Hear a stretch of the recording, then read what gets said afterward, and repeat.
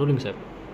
ગયા વર્ષે સુપ્રીમ કોર્ટની અંદર એક કેસ દાખલ કરવામાં આવ્યો હતો વાલીઓ દ્વારા કે કોટા સ્થિત સંસ્થાનોની અંદર વિદ્યાર્થીઓની આત્મહત્યાઓ વધી રહી છે અને ત્યારબાદ સુપ્રીમ કોર્ટે એ સમગ્ર દેશની સરકારોને આદેશ આપ્યો હતો કે તમારે કોચિંગ ક્લાસ માટેની ગાઈડલાઈનો બનાવવી પડે.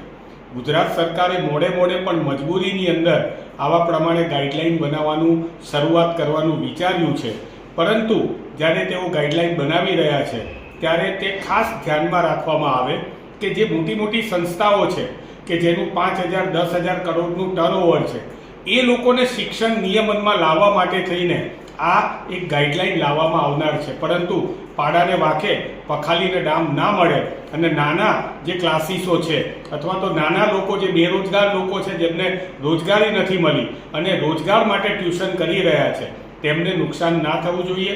ખાસ કરીને આ ગાઈડલાઈન છે એની અંદર એવા પ્રકારના પણ રજિસ્ટ્રેશનના કાનૂન હોવા જોઈએ કે કોઈ પણ સરકારી શિક્ષક કે પ્રાઇવેટ શિક્ષક જે હકીકતમાં શાળામાં નોકરી કરે છે તે આ પ્રકારના ટ્યુશન ક્લાસની અંદર પોતે નોકરી કરીને પોતાની સેવા ના આપી શકે, કારણ કે તે RTE એક્ટ મુજબ ગુનો બને છે.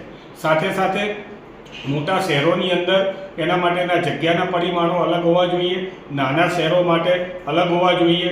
અને જો સરકારે આને હકીકતમાં એક સારી રીતે અને સારી ભાવનાથી આ કાર્ય કરવાનું હોય તો જ્યારે પણ આ ગાઈડલાઈન બનાવવામાં આવે ત્યારે જુદી એજ્યુકેશનની સંસ્થાઓ, ફેડરેશન અને ખાસ કરીને વિરોધ પક્ષને પણ વિશ્વાસમાં લેવામાં આવે, જેથી કરીને ગુજરાતની અંદર આવનારા દિવસોની અંદર જે ગુજરાતની અંદર અત્યારે સૌથી મોટી બધી શાળાના શિક્ષકો દ્વારા ચલાવવામાં આવતા ટ્યુશન ક્લાસીસ છે, બ્લેકમેલિંગ છે, ડે સ્કૂલો છે અને ખાસ તો શાળાની અંદર જ ટ્યુશન ક્લાસો ચાલી રહ્યા છે અને ડમી સ્કૂલો, આકાશ અને એલએન જેવી મોટી સંસ્થાઓ એ ડમી વિદ્યાર્થીઓને પોતે લઈ લે છે અને ડમી વિદ્યાર્થીઓને સ્કૂલોની અંદર ભણાવે છે.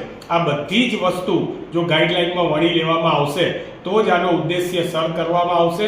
ભૂતકાળમાં હરિયાણા જેવા રાજ્યની અંદર આવી ગાઈડલાઈન આવી ગઈ છે, રાજસ્થાનની અંદર અને મહારાષ્ટ્રની અંદર પણ આ ગાઈડલાઈનનો મુસદ્દો તૈયાર થઈ ગયો છે. ગુજરાત સરકાર મોડે પણ સુપ્રીમ કોર્ટના કહેવાથી આવી ગાઈડલાઈન બનાવવા માટે મજબૂરીમાં જાગી છે. તો હવે ગુજરાત સરકારે આ ગાઈડલાઈનનો જલ્દી અમલ કરે તેવી અમે અનુરોધ કરીએ છીએ.